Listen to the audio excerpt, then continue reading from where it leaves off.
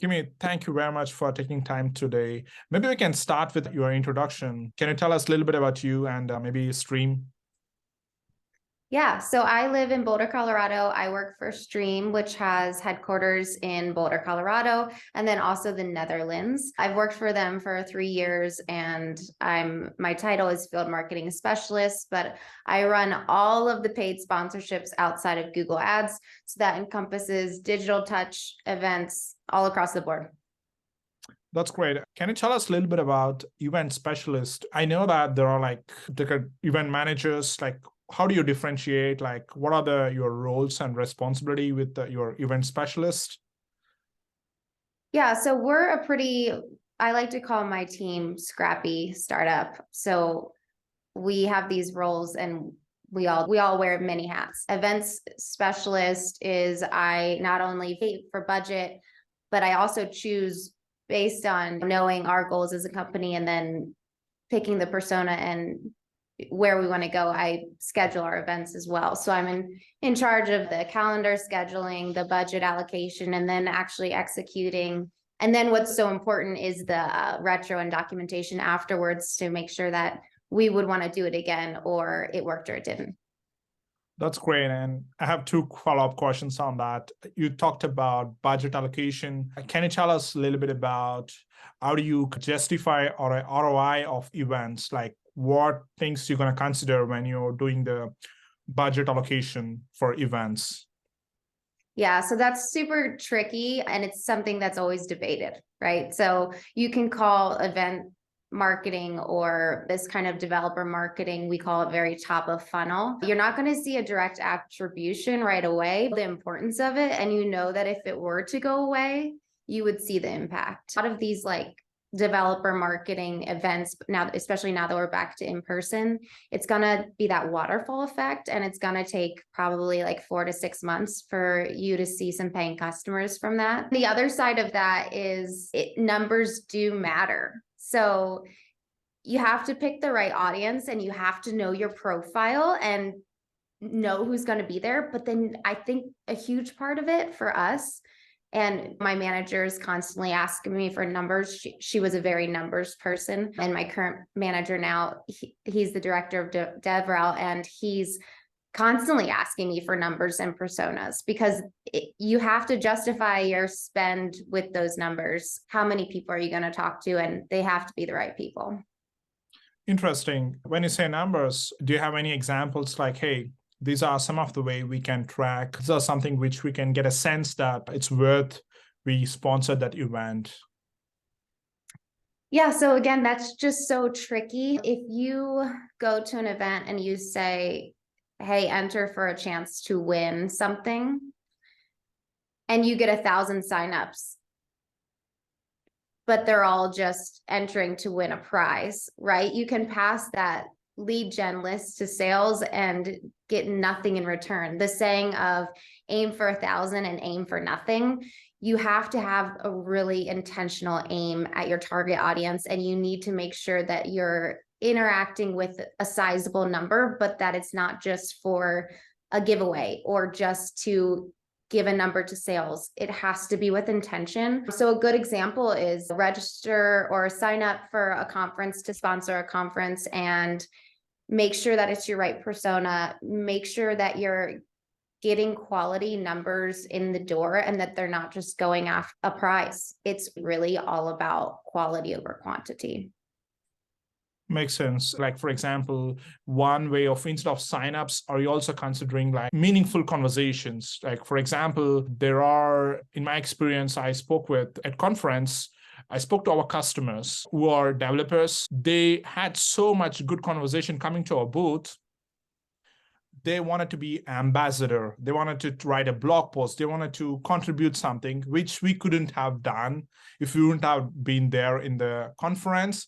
And they recognized us and they really appreciate our product. And this is like a free marketing. And also, it's not you talking about your product where a customer is endorsing us a product or writing a blog post or even give a talk, which is like a free marketing or extended team. Do you see any kind of such benefit or kind of way to track with the event strategy? We definitely like on the surface level, we track chat trials. So we have a product at Stream and we offer a free 30-day chat trial. And then we also offer a maker account. So at the surface level, it's super tempting to just, in my role, say, I got this many chat trials, right? But if we're only aiming at that metric, then we've lost our North Star, call it. So it's really about those opportunities, those chat trials turning into opportunities, and then those customers.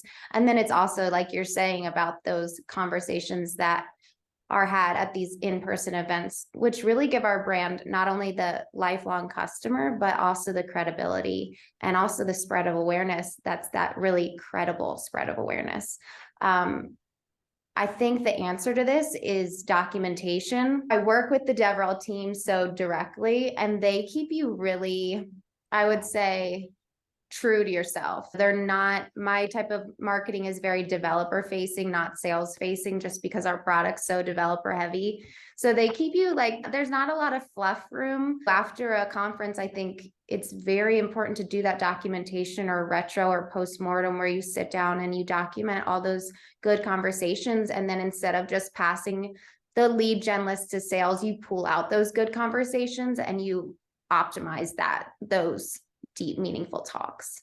And that our team does a really good job putting that all into a doc and discussing and kind of just grabbing that opportunity and keeping it warm. Yeah, that's a really great point. I think just to summarize, you said it's not just only leads, which event is for. You need to look from a different angle, like a product feedback, improving the documentation, getting potential ambassadors for your product. There are multiple ways you can actually bring more value. I agree totally with you. And also, I did the same thing in one of my recent conference talk. I went there and I talked to a lot of people. I looked into kind of my retrospective. I gave couple of feedback to product feedback, and also got feedback from our customer, shared with the product team.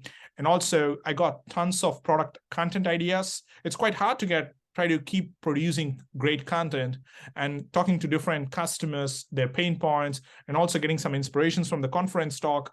I was able to come up with like 10 different blog ideas which are related to problem which our customers are trying to solve.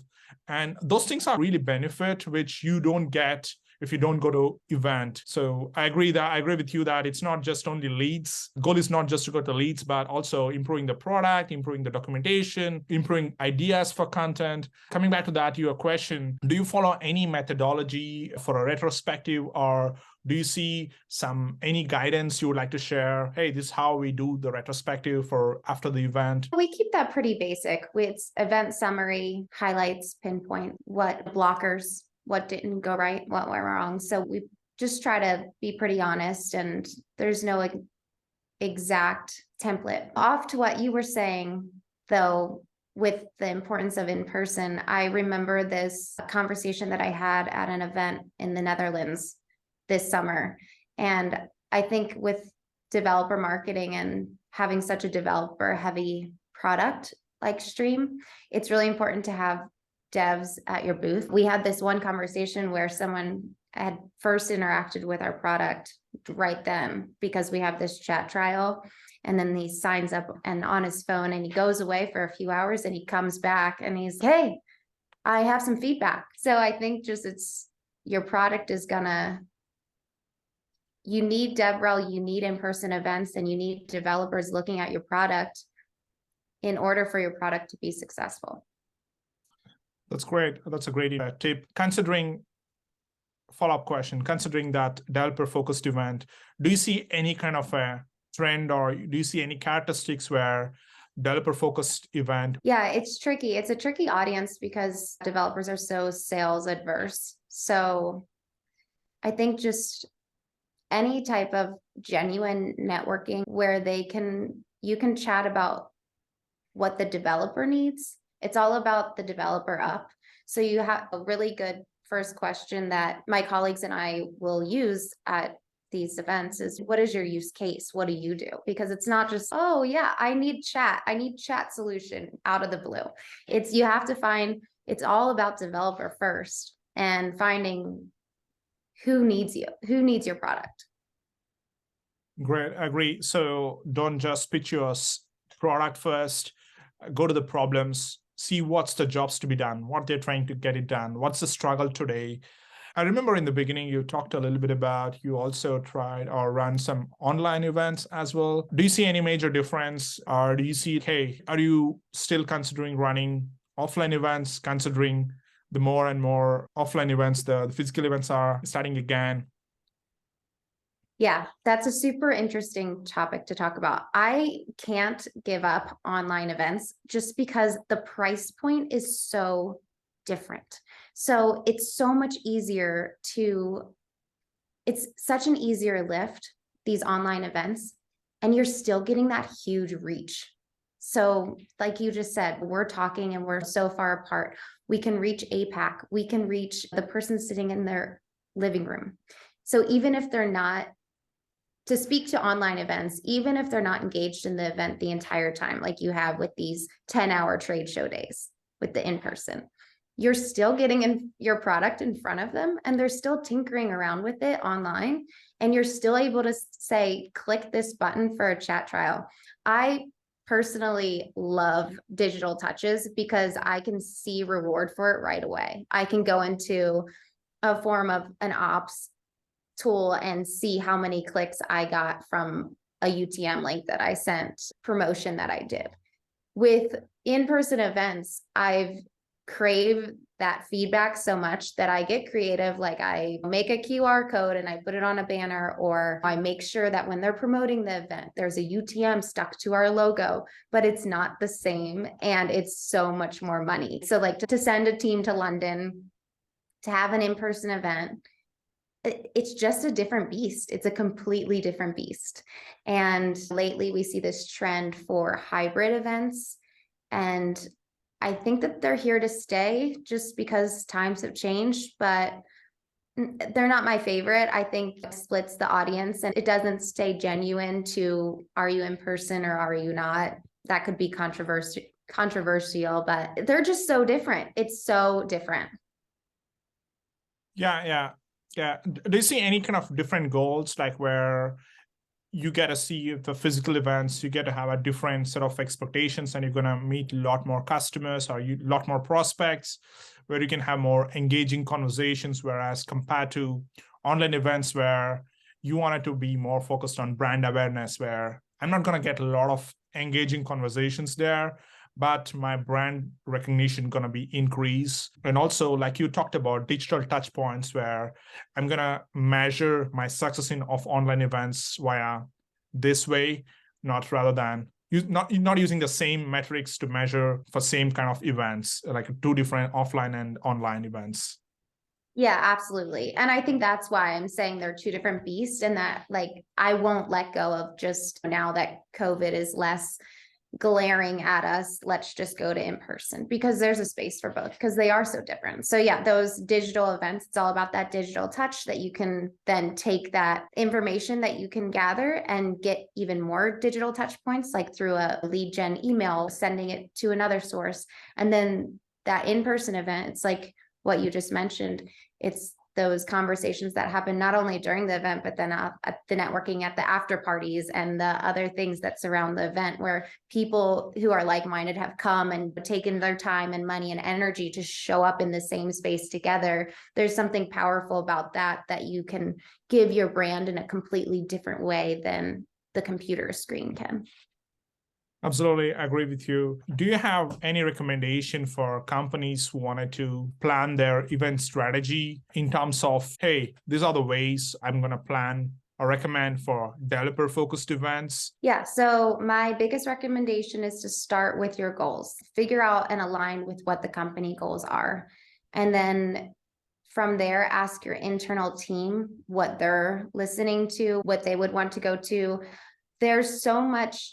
If you're in this space of planning and allocating and you're not in the community yourself, you have to figure out a way to get into the developer's head and minds. Like you just have to figure out what's good, where would you want to go? And what's great about the devRel community is they're very like dry and cutthroat. They're like, that's garbage, that's terrible, or I would love to go there, or don't waste your time with this. So if you just ask for like back to the earlier in our conversation, it's all about documentation and feedback. I feel like that's the same way with your internal team. And if you have great developers working on your team, tap into that. Okay. Are there any recommendations are you would like to share with us any, from your point of view, the event strategy, things where you learn from your role? Okay, these are things to be taken care of while planning or while executing the event strategy. Yeah. Okay. So one of the things that I take pretty seriously or take pride in is I want to make sure that our devRel team is supported. So one of the things that I would give advice to and speak to is devRel. It's such a cool group because they're community evangelists, but they're also working on documentation and the product themselves within the company. So you want to make sure bandwidth is considered and then also support them. And then the third wheel of that, and I try to do this for our team, is note their activity in any way you can through attribution. So if they're going to go speak somewhere, if someone on the devRel team is going to go speak somewhere, make sure they're supported. Try to do your best to take care of what you can do on your end so that they don't have to do it because they're busy. And then also find a way to give them some traction on what they did. So throw a UTM wherever you can, try to do a giveaway, any type of way that you can say, this many people signed up to come see you. I saw a peak in direct traffic when you were at this event. Any type of attribution that you can bring back to the company for their work in the community. I think social is something that always has to be utilized to bring what I'm trying to talk about into life. Take a picture, share it across, repost anything you can, take their talks and put it on your blog, throw a link on that. So any way that you can give awareness to the awareness that they brought to the community. Yeah, this is great. I think trying to summarize, so keep motivating them, show them the worth, what the effort they're putting, show them the value, what they're bringing. So that's great. And do you have any recommendation for books or blogs or Twitter you follow to stay up to date on your knowledge about event strategy? Yeah, so I just started following the devRel X podcast. I really like that. There's so much knowledge in professionals who have just immersed themselves in this community of devRel. It's really cool to see the devRel trend growing so much, and it's growing because even if a company doesn't have devRel, they have some form of devRel. They're just not labeling it. I really appreciate that our company prioritizes it so much and sees the value in it. That's good. Yeah, I agree with you. devRel X podcast is good, and there are some really good conversations. I like it too. Thank you for participating in this very engaging, interesting conversation. Thanks for having me.